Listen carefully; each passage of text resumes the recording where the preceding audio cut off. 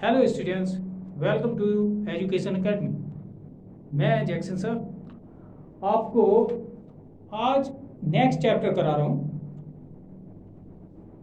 हम आज फ्यूचर पर आ चुके हैं। सिंपल में हमने प्रेजेंट और पास्ट दोनों की, उन दोनों में थोड़ी दिक्कत थी क्योंकि ऑक्सिलरी को हम यूज नहीं कर सकते हैं इन एफर्मेटिव सेंटेंसेस, राइट।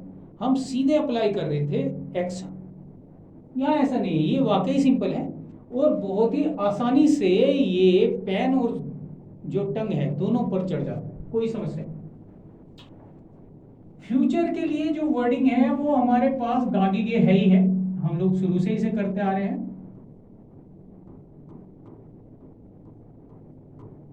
अब इंडेफिनिट जो हम इसे बोलते हैं कभी वो इसीलिए बोलते हैं कि इसमें चलता हुआ खत्म हो गया, ऐसा सेंस नहीं हुआ। तो ये पूरी तरह डेफिनेट थिंग नहीं है, जो कि परफेक्ट एक डेफिनेट थिंग है। कंटिन्यूस में भी एक डेफिनेट थिंग है कि भाई वो चल तो रही है। यहाँ क्या है कि चीज़ें कभी होती हैं कभी नहीं होती हैं, चलता रहता है। अभी हम इसमें जब चलते हैं तो फ्यूचरिटी बताने के लिए हम दो मॉडल यूज करते हैं एवरी टाइम, हमने यही देखा है। और इंग्लिश में मॉडल पर ही फ्यूचर चल सकता है। मॉडल वर्ब्स अलग किस्म से रिएक्ट करती हैं, यानी बेस फॉर्म ही ले सकती हैं पहले। आफ्टर दैट उसके साथ में जो जुड़ता है, जैसे कि बी के साथ आएंगे जुड़ता है तो बी लेकर के ही लेंगे बेस फॉर्म। हैव के साथ थर्ड फॉर्म जुड़ता है तो हैव पहले लेंगे थर्ड फॉर्म। तो हैव की केवल बेस फॉर्म आए, इस सेंस को समझना है और वो हमने पहले भी एक दो बार देख लिया है। फ्यूचरिटी के लिए हमारे पास जो डिटेल है, जो इंफॉर्मेशन है, जो स्पीकर किसी को बोल रहा है, यानी असर्टिव सेंटेंस में स्पीकर बोलेगा, ठीक। हम इस सेंस को जब भी लेते हैं तो उसमें विल या शैल के साथ बेस फॉर्म सीधे अप्लाई करते हैं, क्योंकि अगर बेस फॉर्म से पहले कोई ऑक्सिलरी की टाइप ले ली तो हमें ऑक्सिलरी के साथ लगने वाला, जैसे बी के साथ आईएनजी, हैव के साथ थर्ड फॉर्म, डू के साथ फर्स्ट, वो लेना पड़ेगा। तो इसमें क्या है कि फर्स्ट फॉर्म यानी बेस फॉर्म सीधे आए। एक बार इसे देख लेते हैं। तो इसके लिए हम इधर विल और शैल इनमें से एक को चूज करें। दोनों में हम बेस फॉर्म ही रखेंगे, यानी फर्स्ट फॉर्म। और इसमें ऐसा भी नहीं है कि निगेशन में कुछ और तीर लग सकता है। निगेशन में नोट लगाना है तो वो सीधे लग जाए। हम जब प्रेजेंट सिंपल में थे या प्रेजेंट के साथ साथ पास्ट में भी थे, तो असर्टिव सेंटेंस जो होता है उसमें से एफर्मेटिव अलग वे में चल रहा था। I go, we go, she goes, right. I did हमने सीधे सीधे किया, यानी आई वेंट, डिड कहूंगा तो हेल्पिंग वर्ब सी लगती है कुछ बच्चों। नेक्स्ट हमने जब निगेशन लिया तो I don't, we don't, she doesn't. हमने हेल्पिंग वर्ब कब ली? जब निगेशन आया। लेकिन इसमें ऐसा नहीं है, आप बिना मॉडल के इसे बना नहीं सकते, तो इसमें तो ये एवरी टाइम आते हैं। फ्यूचर यहाँ पर कोई एक्स्ट्रा फोर्स नहीं डालता है माइंड पे, तो ऐसे हम इसे सीधे सीधे अप्लाई करते हैं। सब्जेक्ट हमने लिया, सब्जेक्ट कोई भी हो, सबके लिए हम लोग विल का ही यूज करते हैं। लेकिन अगर सब्जेक्ट आई या वी हुआ तो अभी भी क्लासिक में इसे हम यूज करते हैं शैल के साथ। कम लोग हैं जो शैल का यूज करते हैं, लेकिन रिटर्न में अक्सर ये शैल में और विल में फर्क रखते हैं। हम लोग कह रहे हैं कि फर्स्ट पर्सन यानी स्पीकर। अगर स्पीकर सब्जेक्ट है तो निश्चित तौर से वहां शैल का यूज होना चाहिए, और ये एक रूल है। तो इसे आप अप्लाई कर पाए तो बेहतर है। स्पोकन में तो पता नहीं चलता, देल, यूल, आयल, वहां पर पता नहीं चल रहा है कि आप विल ले रहे हैं कि शैल ले रहे हैं। जैसे ही हम लोगों ने बेस फॉर्म ली, यानी फर्स्ट फॉर्म ले ली, फर्स्ट बोल देते हैं, बेस ही होती है वो, राइट। अब हमारे पास ऑब्जेक्ट आ गया। मैं आपसे जानना चाहूंगा कि क्या आपको ये याद है कि ऑब्जेक्ट और अदर वर्ड्स में किस किस चीज को रखा जाता है? अगर ये याद नहीं है तो इसे अच्छे से रटे रखो। मैंने एक फॉर्मूला बनाया, उस फॉर्मूले के जरिए इसे तैयार कर सकते हो। कौन या किसने का आंसर यहाँ होता है, किसने केवल कंप्लीट एक्ट में आता है। उसके बाद जैसे ही एक्शन आया तो हम किसे का आंसर पूछते हैं, नहीं मिला तो क्या का, और दोनों मिल गए तो किसे और क्या साथ साथ रखते हैं। किसे से यानी होम से इनडायरेक्ट ऑब्जेक्ट निकलता है, व्हाट से यानी क्या से डायरेक्ट ऑब्जेक्ट निकलता है, और वो दोनों साथ रखे जा सकते हैं। अगर हम चाहें तो ट्रांजिटिव वर्ब में दोनों आने पर जगह बदल सकते हैं, पर प्रीपोजिशन का यूज अच्छे से आना चाहिए। कहीं डू और कहीं फॉर, ज्यादातर में यही चलता है। नेक्स्ट वन पर आओ, अदर वर्ड्स में। अदर वर्ड्स में हमने हमेशा देखा है कि सबसे पहले हम वेयर देन हाउ, और कभी कभी हाउ देन वेयर, या तो कहां कैसे या कैसे कहां, इनका आंसर लेते हैं। ये मूवमेंट के ऊपर होता है। आफ्टर दैट हमारे पास आता है क्यों, राइट। उसके बाद आता है कब। तो ये 4 वर्ड है, कहां कैसे क्यों कब। इसे मैं ऐसे करके रटवा देता हूं बच्चों। तो उसमें क्या होगा कि चीजें कौन सी कहां रखनी है ये पता होता है। एक्टिव के लिए फॉर्मूला मैंने बना दिया है, मैंने ये पहले दिया हुआ है वीडियोस में। अगर क्लियर ना हो तो कोई भी मुझे अगर बताएगा, कमेंट आप लोग करते हैं तो मैं उस पूरे फॉर्मूले को एक बार और क्लियर करूंगा। तो हमारे पास हमेशा ये बात याद रखो कि कभी भी कुछ बदलना है तो ये इतना हिस्सा ही बदले। सब्जेक्ट हमेशा यही रहेगा असर्टिव में, ऑब्जेक्ट यही रहेगा, अदर वर्ड्स यही रहेगा। जो बदलेगा बस ये बदलेगा, ये ही टेंस को क्लियर करता है और टेंस की टाइप को भी क्लियर करता है। Is that clear? नेक्स्ट को देखेंगे, सेंटेंस देख लेते हैं। ये असर्टिव सेंटेंस है। असर्शन का मतलब है कि सेंटेंस या तो एक एफर्मेटिव वे में है या निगेटिव में, ये दोनों के लिए यूज करते हैं। केवल एक नोट लगता है, प्रेजेंट और पास्ट में यहां एक दिक्कत आती है कि डू डज डिड एफर्मेटिव में एक्सेप्ट नहीं किए जाते, तो सीधे वर्ब पर अप्लाई होते हैं। अब ऐसा क्यों है इसको सोचना पड़ेगा, बाकी कहीं नहीं है, केवल सिंपल में ये प्रॉब्लम आती है। एक सेंटेंस लेते हैं भाई। She will go to market with her brother.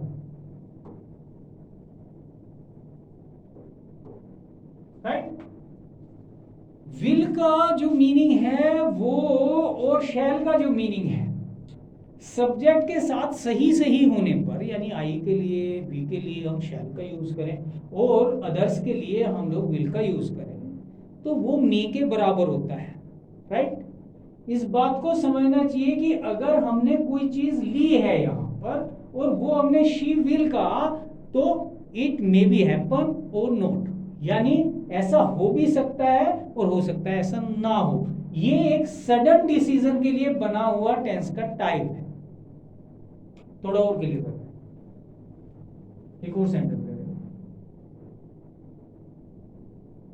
She is going to the cinema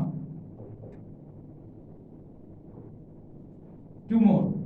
देखो, फ्यूचर को बताने के लिए बहुत सारी चीजें चलती हैं, उनमें से एक प्रेजेंट कंटिन्यूअस है। सारी चीजें तो इकट्ठी नहीं बताऊंगा, एक दो बताऊंगा। इस बात को समझना है कि भाई अगर हम ये कह रहे हैं कि शी इज गोइंग, अच्छा इस सेंस में जब कंटिन्यूअस प्रेजेंट कंटिन्यूअस फ्यूचरिटी के वर्ड के साथ हो, ये जरूर याद रखें आप लोग। फ्यूचरिटी का कोई word, next week, right, next हम लोग कोई भी चीज लें, या फिर टुमारो आ जाए, डे आफ्टर टुमारो आ जाए, विद इन ए वीक आ जाए, ये जो हमारे अंदर में बात आई हुई है कि भाई फ्यूचरिटी का वर्ड, इसमें जरूरी नहीं है फ्यूचर बता रहा है, वो मॉडल है ही फ्यूचर के लिए। लेकिन जब भी हम कंटिन्यूअस में फ्यूचरिटी का वर्ड रखें तो ये एक प्लान्ड एक्शन होता है, यानी हमने तय कर लिया कि ऐसा होना ही है, या हमने ये जान लिया है कि ऐसा तो होकर के ही रहेगा, सारी तैयारियां हो चुकी हैं। मैं अक्सर हम लोग बात करते हैं, मान लो कि मैं किसी से कह रहा हूँ कि मैं कल नहीं आ सकता, कल तो मैं जो है दिल्ली जा रहा हूँ, हमारी लैंग्वेज में भी है। और है क्या कल? कल तो फ्यूचरिटी है, right?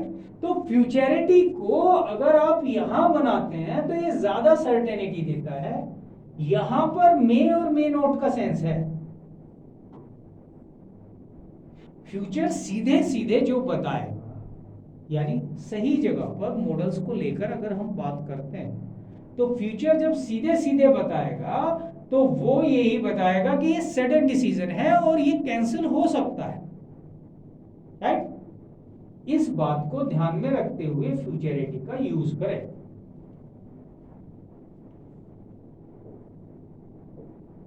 I shall not give him any chance।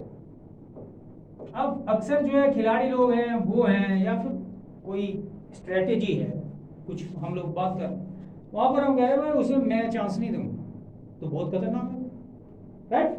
इस सेंस को देखने की बात है कि हमने यहां पर जो भी सेंटेंस लिया फ्यूचरिटी का, देखो ये एक थोड़ा सा अलग सेंस है, इसे पकड़ कर रखना कि फ्यूचरिटी का वर्ड जरूर आएगा तभी ये बात बनेगी, वरना तो ये चलता हो काम है। मैं कह रहा हूं कि आई am teaching you English, it means at present, बिल्कुल प्रेजेंट टाइम। और अगर हमने ये कह दिया है कि आई एम गोइंग टू या I am teaching them tomorrow, going to ज्यादा लगाते हैं जब कोई ऐसी सेंस आता है, तो हम उसको देखें तो उसमें जब आ जाएगा तो वो पक्का है कि उस दिन मैं वहां पर जाकर के काम करूंगा, इस सेंस के लिए। इसमें पक्का नहीं होता है, थोड़ी सी बात है, बहुत बड़ी बात नहीं है इसके अंदर। Is that clear? क्वेश्चनिंग करना आपने सीख लिया है, तो हम क्या करने वाले हैं, देखो मैं इसको यहीं पर घुमा देता हूं, अगर ये क्लियर ना होता हो तो मैं पूरा लिखने लगूंगा। हमने विल और शैल को पहले रखा और सब्जेक्ट को उसके बाद ले आए, और अगर हमें WH टाइप बनाना है तो क्वेश्चन वर्ड उसमें ऐड कर दिया, बाकी तो सारा सेंटेंस बराबर ही क्वेश्चन हो जाएगा, कोई बड़ी बात नहीं है। एक सेंटेंस देख लेते हैं।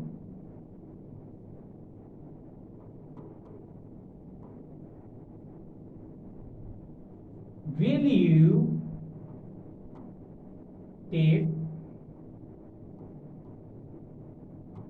this medicine? पूछ लिया आपने, राइट? तो हमने पूछा कि क्या तुम ये दवाई लोगे भाई, यानी क्या तुम ये दवाई खाओगे, ये दवाई ग्रहण करोगे, यानी कि तुम्हें जो भी बीमारी चल रही है या फिर जो भी तुम्हें दिक्कत हो रही है उसके लिए, कि भाई क्या तुम्हें ये दवाई खानी है या तुम ही खाओगे, या फिर ये बेकार पड़ी हुई है बहुत दिनों से तो मैं इसे फेंक देता हूं। ये एक सेंस है, उसको देखना चाहिए। हर सेंटेंस के अंदर एक पूरी कहानी है अगर ध्यान दें तो।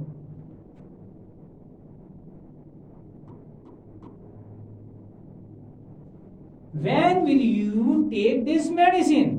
कब खाओगे तो ये दवाई, हम तो जब से देख रहे हैं ये तो यहीं पड़ी रहे, खाएगा भी या नहीं? सारी दवाई ले आया डॉक्टर के चलाया, डॉक्टर की जाती ठीक हो जाए। ये जो बातें हैं हमारे घरों में चलती रहती है एवरी टाइम।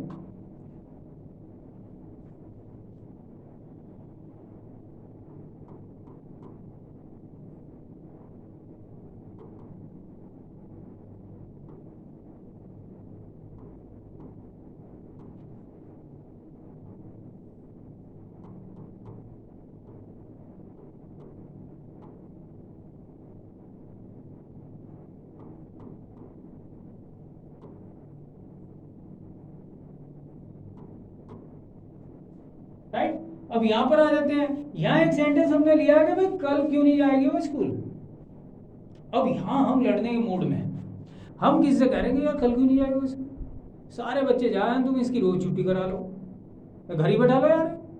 ये जो सेंस है ये हम पूछना चाह रहे हैं, और इसमें चेंजेस संभव हैं, चेंजेस हो सकते हैं, जैसे कि she will go to market with her brother, लेकिन अगर उसका भाई नहीं रहा तो अकेली चली जाएगी, डिसीजन पक्का नहीं हुआ करता है। यहां पर ऐसे ही हम इसमें भी बदलाव चाह रहे, फ्यूचरिटी कम यूज होती है, लेकिन जब भी होती है उसमें चांसेस हैं कि सही मॉडल सही जगह पर है, तो कोई खास फर्क पड़ता नहीं है। वैसे आसान बहुत है, ज्यादा सरदर्दी नहीं है।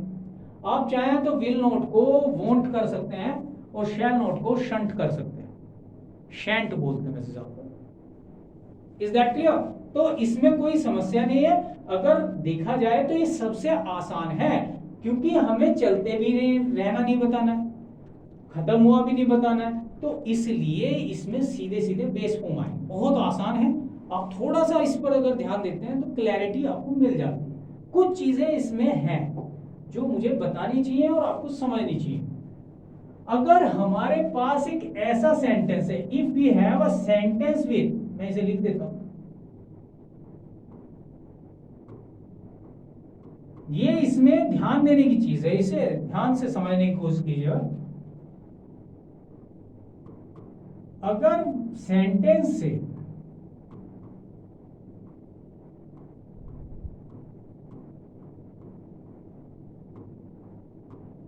किसी डिटर्मिनेशन यानी दृढ़ निश्चय, इसे दृढ़ निश्चय बोलते हैं, डिटर्मिनेशन होता है पक्का इरादा,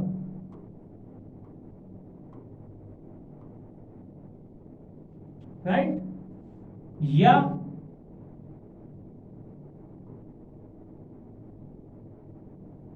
किसी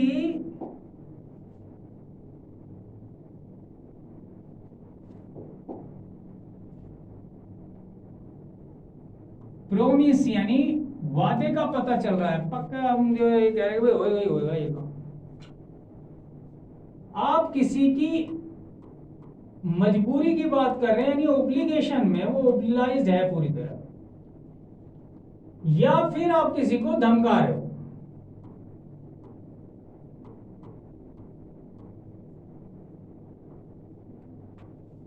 इस तरह की चीजों का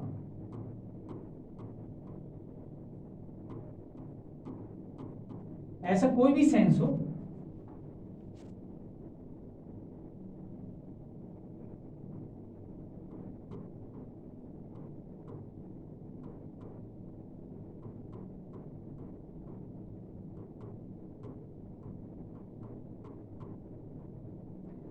तो स्पोकन में भी और रिटन में भी वे कहने का बदल जाता है। अब बदल क्या जाता है? बदल ये जाता है कि आई और वी, यानी जो हमारा फर्स्ट पर्सन स्पीकर है उसको हम विल दे देते हैं। ये हैव टू के बराबर या मस्ट के बराबर है, लेकिन इसे समझ लेना चाहिए एक बार। आपके पास हैव टू है, मस्ट है, ऑब्लिगेशन के लिए काफी चीज, लेकिन विल को शैल और शैल को विल की तरह यूज करना, यहां पर यह बात देखने की है। और कोई भी सब्जेक्ट है तो उसके साथ हम शैल का यूज करते हैं। याद रखो, ये सेंस अगर आ रहा है, बहुत ही स्ट्रॉन्ग सेंस है, तब इसका यूज ऐसा होगा कि विल जहां यूज करते हैं वहां शैल, जहां शैल यूज करते हैं वहां विल, ये बिल्कुल उल्टा हो जाए। Is that clear? इसे यहां पर देख लो। इसके लिए हमारी अगर वर्डिंग की बात करें, कई बच्चे हैं वो वर्डिंग पर रहते हैं कि यार नहीं हमेशा वर्डिंग जरूरी है। वैसे ये जरूरी भी है, किस तरह से हमारे हिंदी में सेंटेंस बोला जाएगा ये हमें पता हो जाए, लेकिन कहीं कहीं वर्डिंग जो है वो धोखा भी देती है, वो ही बताऊंगा मैं बाद में। अभी फिलहाल चलाते हैं। तो या तो हम ये कहेंगे कि एक वर्ड है हमारे पास अवश्य, या तो उर्दू का एक वर्ड है जरूर, इनके साथ गा गे लग जाते हैं,